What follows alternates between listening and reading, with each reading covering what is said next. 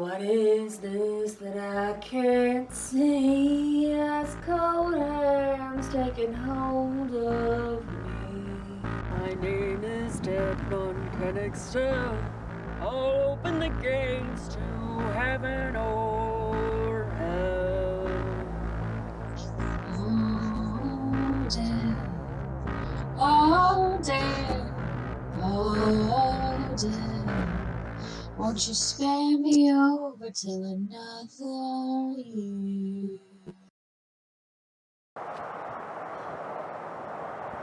Hi.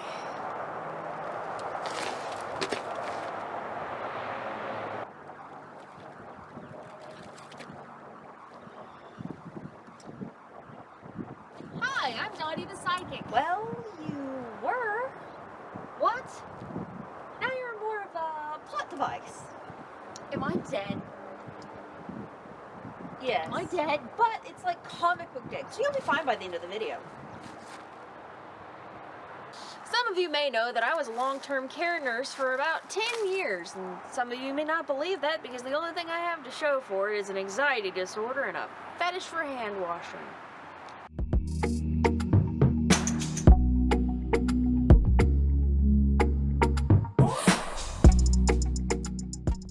Oh yeah, get all those surfaces. Back to the point. In a previous video, I mentioned that I had seen some creepy shit as a nurse. This sort of thing would really happen as our facility was going into what we called a death cycle. That's basically when things would get really strange and people would die. Electronics would start acting up, but especially things with like sensors in them, like hand sanitizers, dispensers, or towel dispensers, or soap dispensers, automatic sinks. I guess I'm not the only one thing for hand hygiene. Usually once the creepy stuff started happening, we'd lose at least 3 residents. One time I heard disembodied knocking, and I had 2 witnesses with me that time. I've seen shadow figures, I've heard disembodied talking. I don't expect you to believe any of this. Once the pandemic's over and we can start volunteering again and getting out of the house, go adopt your local crazy person at the nursing home, okay? Go there. They could really use the company, and you will see way weirder shit than you will ever find on a ghost hunting video. Omens are enough for a video on their own. What I would love to do. But my mother asked me to tell you about my great grandmother who heard the banshees. She'd get a knocking on her bedpost, and then her daughter would lose a child. She actually lost like 6 of them, 6 grandchildren, and we still decorate those graves today. We can do a whole video on omens when I get back in my body. What happened to the people? Quite a few times I've had residents come up to me and tell me that they were going to die. A sense of impending doom is actually considered a symptom of things like a heart attack, or also can be caused by changes in medications. If you start to feel a sense of impending doom, go to the hospital. Don't pass go. Don't collect $200. Sometimes people get better all of a sudden. I remember my nursing teacher telling me about this. It's happened so often that it has a term of its own. Terminal lucidity, which apparently can last for just a few moments, like someone sitting up and saying goodbye after being comatose. Or like in the case of one of my residents, she started participating in activities, she started talking again, and that lasted for about a week, and then, we really thought she was getting better than... Sometimes we'd have somebody last way longer than we thought they would, like up to 2 weeks. Especially if they were waiting on somebody who was estranged, and just occasionally, they were waiting for somebody to leave them the hell alone. So where was my 10-minute warning?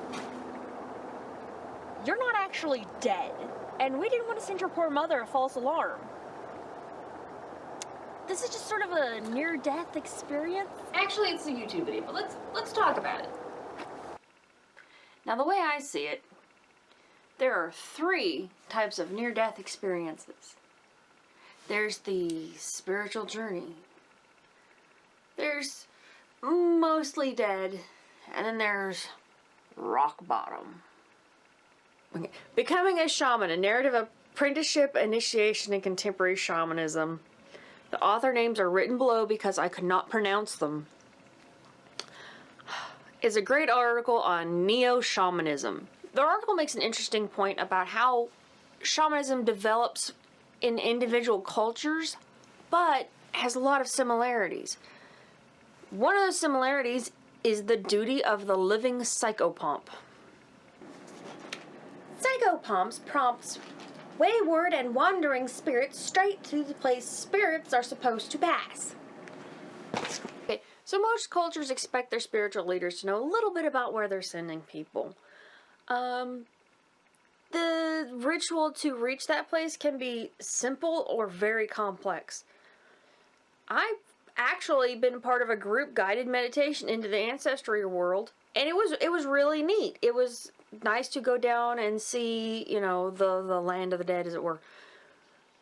There's also obviously high ritual, and I remember watching a National Geographic episode about an African tribe where their shamans had to go through days of ritual, and then they spent 3 days unconscious in a hut where they were, for all intents and purposes, considered by the tribe to be dead. And when this girl that they're following comes out, she was expected to have learned a dance from the other side.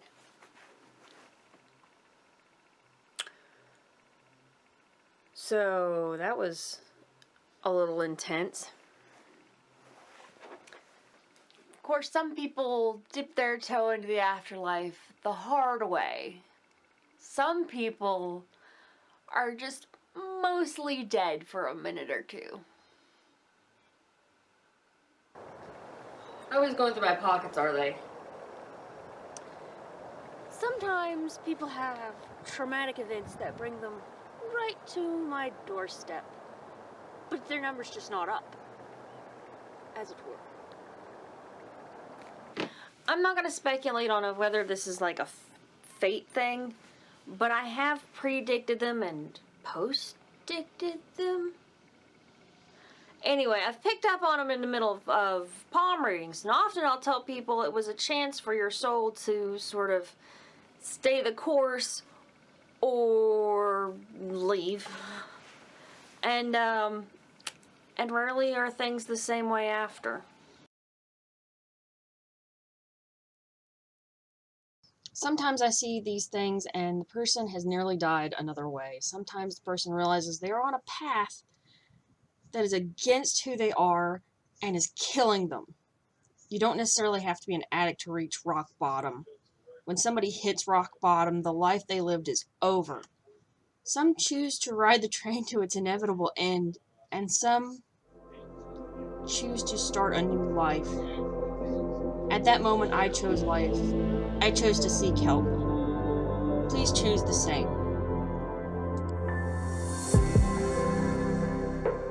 I've seen a bunch of those shows where people leave their bodies, they nearly die, and then they get back in their bodies at last minute and they're enlightened.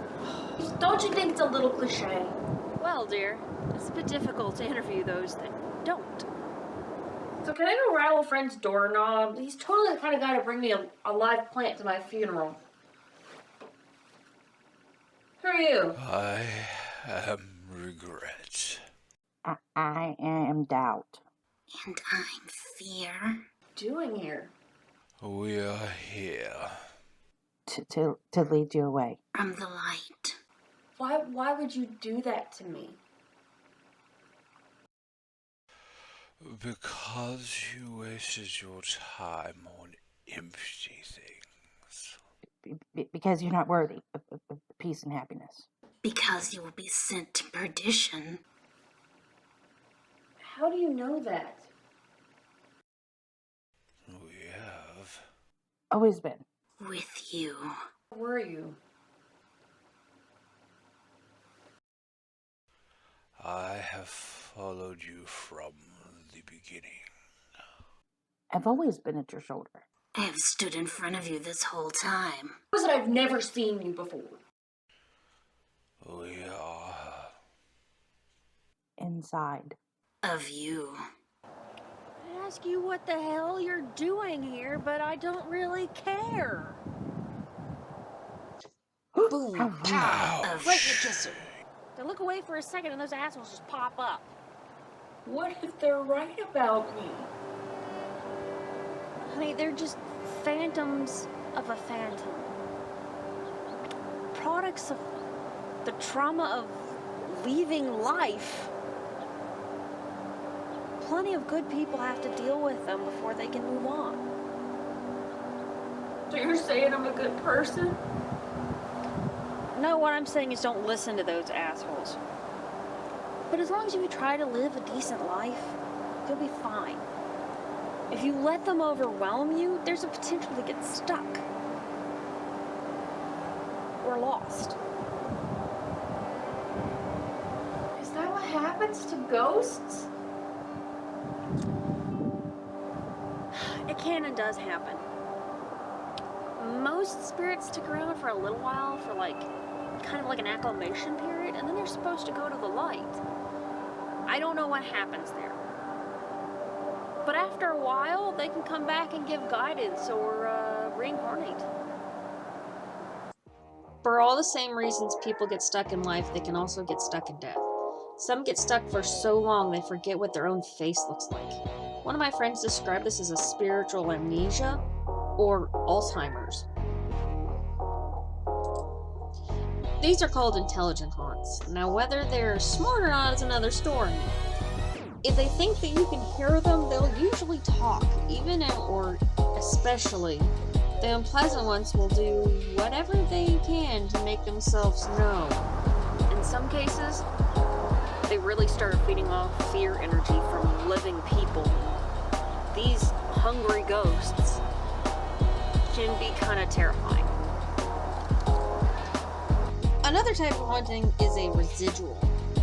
They're like a recording in time and space. Rather than a person being stuck, an energetic loop is created. They don't respond and are often predictable. Sometimes they're even tied to certain meteoric conditions.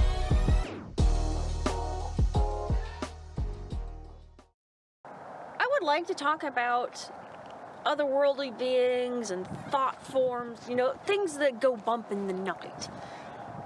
But really, that's a whole nother video. Most spirits can be reasoned with. But if you ever feel like you're in actual danger, please reach out to your spiritual advisor or me. Chances are, I know I've dealt with it before. I know most of the psychic advisors that I know have dealt with situations like this before. It's practically a rite of passage. So, don't be scared. Don't feel alone.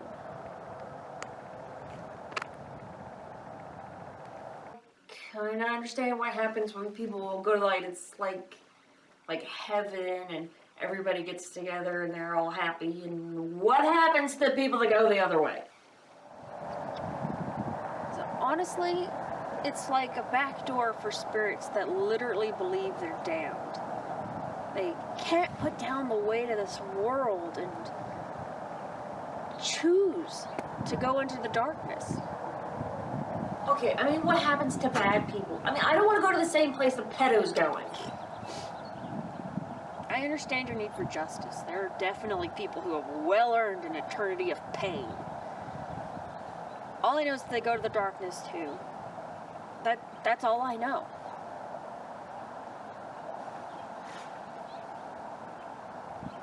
Well, that's not very satisfying. I know, right? It's like the DMV. You don't get a whole lot of help over the phone. Oh my God. I'm here. Holy shit, it's God! Well, there's a fair chance that I'm a product of your body releasing MDMA and hypoxia. Either way, I know what you're about to ask. Okay. Well? In 399 BCE, Socrates was sentenced to death and allowed the opportunity to drink hemlock poison at a party in his honor. He wasn't afraid because he believed he was either going to a dreamless sleep or he was going to get to hang out with other dead philosophers. I know it's not your style, but it's already a long video. Can we just kind of cut to the point? The point is act like the people you want to hang out with in the next life, and don't worry so much. Next question. What about reincarnation? It just seems like there's too much to learn in one go around. Yeah, but it's got nothing to do with what you deserve. I prefer redemption to retribution. Unfortunately, most reincarnation theories are literally victim blaming on a cosmic level. In truth, a spirit may be placed in a completely different situation. If you want to know more, look into past life regression. But the point of reincarnation is to remove the weight of past deeds and learn prejudices. Any more questions? Which stock do you think I should invest in? I don't know, that's the other guy's baby. Are you ready to go back now?